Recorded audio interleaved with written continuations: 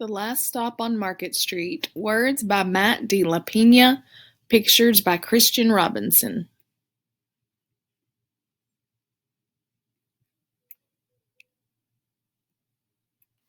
CJ pushed through the church doors, skipped down the steps. The outside air smelled like freedom, but it also smelled like rain, which freckled CJ's shirt and dripped down his nose. He ducked under Nana's umbrella, saying, "How come we gotta wait for the bus and all this wet?" "Trees get thirsty too," his Nana told him. "Don't you see that big one drinking through a straw?" CJ looked for a long time, but never saw a straw. From the bus stop, he watched water pool on flower petals, watched rain patter against the windshield of a nearby car. His friend Colby climbed in, gave CJ a wave, and drove off with his dad. "Nana, how come we don't got a car?" "Boy, what do we need a car for? We got the bus that breathes fire and old Mr. Dennis, who always has a trick for you." The bus creaked to a stop in front of them. It sighed and sagged, and the doors swung open. "What's that I see?" Mr. Dennis asked. He pulled a coin from behind CJ's ear, placed it in his palm. Nana laughed her deep laugh and pushed CJ along. They sat right up front. The man across the way was tuning a guitar. An old woman with curlers had butterflies in a jar. Nana gave everyone a great big smile and a good afternoon. She made sure CJ did the same. The bus lurched forward and stopped, lurched forward and stopped. Nana hummed as she knit.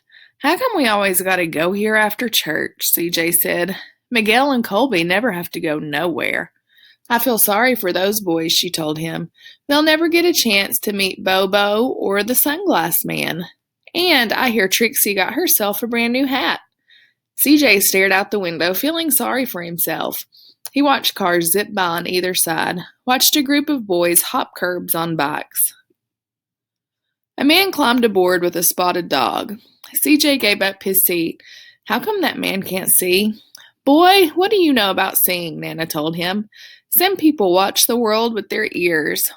"That's a fact. Their noses, too," the man said, sniffing the air.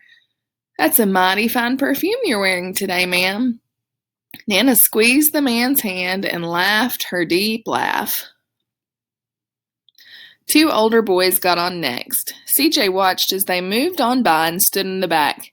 "Sure wish I had one of those," he said. Nana set down her knitting. "What for? You got the real live thing sitting across from you. Why don't you ask the man if he'll play us a song?" CJ didn't have to. The guitar player was already plucking strings and beginning to sing. "To feel the magic of music," the blind man whispered, "I like to close my eyes." Nana closed hers too. So did CJ and the spotted dog.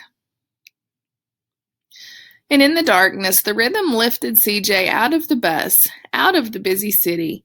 He saw sunset colors swirling over crashing waves, saw a family of hawks slicing through the sky, saw the old woman's butterflies dancing free in the light of the moon.